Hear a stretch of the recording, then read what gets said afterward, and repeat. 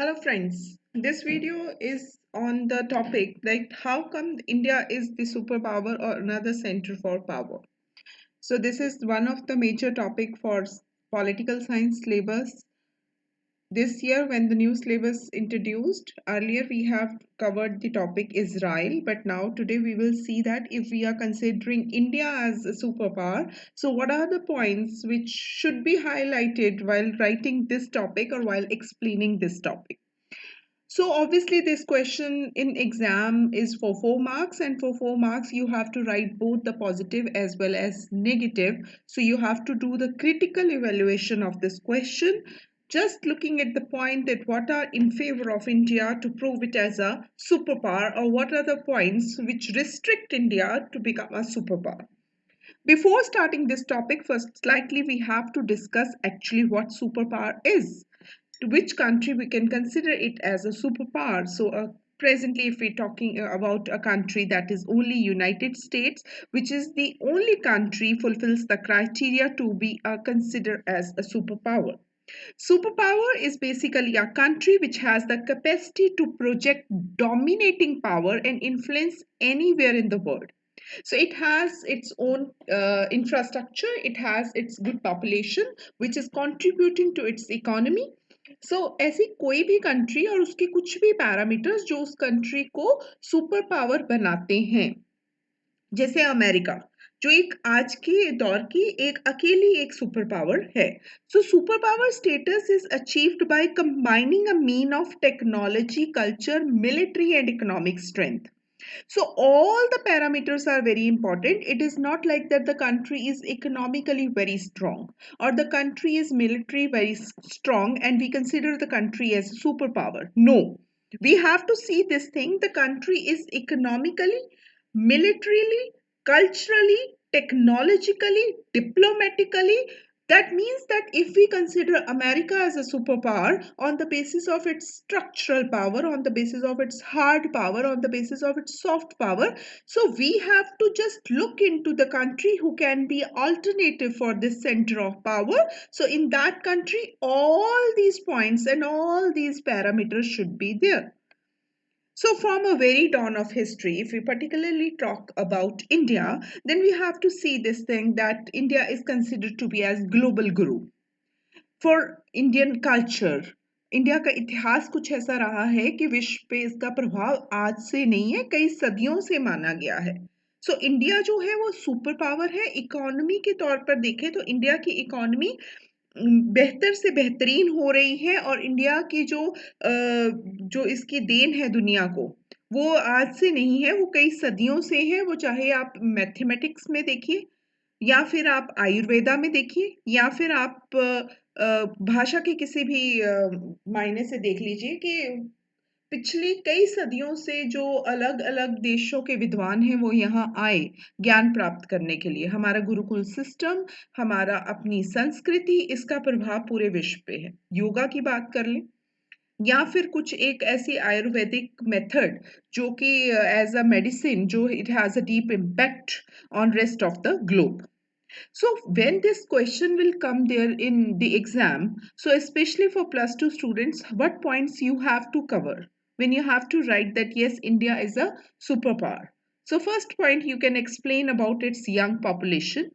So when we can say young population, that means the population which is not in the dependency ratio, the population which is self-dependent, and the population which is actually in contributing for the GDP rate of the country.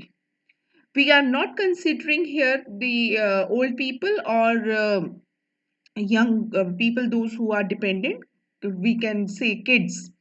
So near about, if you just see that 2020, an average person will only be 29-year-old in India, which is much younger in comparison to developed countries like EU and US. That is the positive side. So population, where we know this thing that we are the second largest populated country of the world, but this population is somehow a blessing in disguise for India. Another point is very important for Indian economy, that our 70 million, it's more than 70 million population in India, They can speak English. Such linguistic skills are important to allow Indian to connect to rest of the world. So English, which is actually regarded as the international language, so beyond 70 billion people, they just can speak English. That means that they can create their connection with the rest of the world. They can see this thing that the what is going on over it, and they can provide services to the rest of the world, where it is again very helpful for Indian economy to flourish. Large and impressive diaspora, we should not ignore this point. Diaspora होता है जो लोग भारतीय लोग हैं लेकिन विदेशों में रह रहे हैं, वो किस तरह से भारत को एक सुपर पावर बना सकते हैं. The Indian diaspora allows for invaluable knowledge and the network globally. At the same time, the highly influenced diaspora of Indian professionals and entrepreneurs, they have the instrument in bringing high technology. The people, those who are investing in the in the big industries there in Bangalore or Hyderabad. So the people, those who are actually settled outside, but they are giving work to their own people, their countrymen. सो बेंगलोर में हैदराबाद में जितने बड़े बड़े centres हैं, जितनी बड़ी बड़ी industries हैं, उनको जो हेल्प प्रोवाइड होती है या फिर उनके जो लोगों को काम मिलता है, जो बाहर विदेशों में जो लोग हैं जो कि भारतीय ओरिजिन के हैं, उनसे जो अपने लोगों को हेल्प मिलती है, उसको we can not ignore, which actually contributes a lot for India to be a powerful nation. Another point which you can explain here is about the telecommunication market. So telecommunication market में भारत दूसरे number पे आता है, जिसमें कि वो 1.20 billion लोगों को प्रतिनिधित्व करता है. India has many cell phone users. Almost nowhere is the telecommunication industry is growing faster. Indian television industry has more than 400 private television channels, which is overall the market is 22 billion dollar. So the subcontinent is also making a great in the renewable energy. That is again very helpful. Like if we are talking about the solar energy or the wind energy, which actually is very helpful in contributing again for Indian economy. And India, which is the second largest telecommunication market, is actually a very plus point for India to be a superpower. Another point that Indian Air Force, it stand at number 4 in the list of the strongest air force. So when we have to talk about the military aspect, we have to see this thing that it is not all about which we have borrowed from other countries, any military assistance. But still, in our own capacity, we are quite powerful insofar as our army is regarded, our air force is regarded. It is slowly becoming a self-reliant player. So with sheer military size, India is now aggressively seeking a seat of United Nations. So when we are demanding a permanent seat in UNSC, then definitely our nuclear weapon or our nuclear power state and expanded it to the arsenal of the warhead. And even the despiting a strong displeasure among the powerful nation, India has no intention of signing the nuclear non-proliferation treaty, because long back we have considered this treaty as discriminatory. So such stand of India, where we stand alone and we have the capacity and we have that power to just raise our voice against when something is going on, that makes India a different in its own type. And that is a plus point of India, for which we can consider India as a powerful state, and we can say this thing that yes, India is the next superpower, or it is the alternative center of power. After America, we have to discuss for the alternative centers.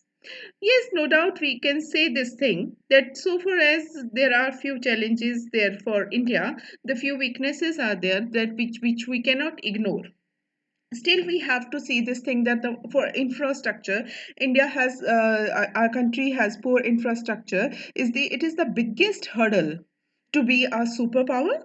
Apart from this, the country is unable to even the financial resources for infrastructure. New Delhi is our top city in terms of infrastructure, but it is nowhere near to the city if we just say New York, Hong Kong, or beside the roads, the bridges, the India, we have basic issues like water, housing, and schools.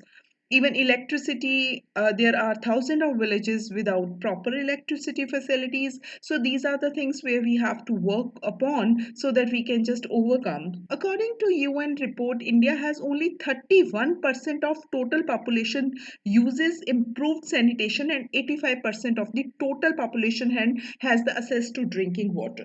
So whenever you are writing your answer for 4 marks, such type of facts are very, very helpful to just improve your presentation, and it gives a weightage to your answer. According to any report, like for this, according to this report, where the United Nations itself stated that only 85% of population of India, they have the access to drinking water. Still, the 15% they don't have access to 15 drinking water. Even the 31% of the total population, they have the improved sanitation. But about the rest of the population, we know this thing that rich and the poor divide. There is a huge gap between the rich and the poor population in India, which is again a very, very, very problematic issue, and which we have to overcome if we are looking India as a superpower. India in admired by the world for a traditional and riches of its culture, but again we have to see this thing that for its governance there is a huge gap, and we have to see this thing that India's governance should be in this way that we have one of note that the huge economy and political power make it a respectable dictate term in the world. Though it is nice to dream about India becoming a superpower, has have many friends and will be able to set a rules of the game, the India needs to be more clear on what it wants to be when it become a power reckon with. So for India as a superpower, although we have many points in favor, but still the few points like a rich and poor gap or the infrastructure where we are lacking, we have to work upon so that we can start and we can stand and prove this thing to the world that yes, we are the next superpower in the multipolar world. Thank you very much. This is all in this lecture.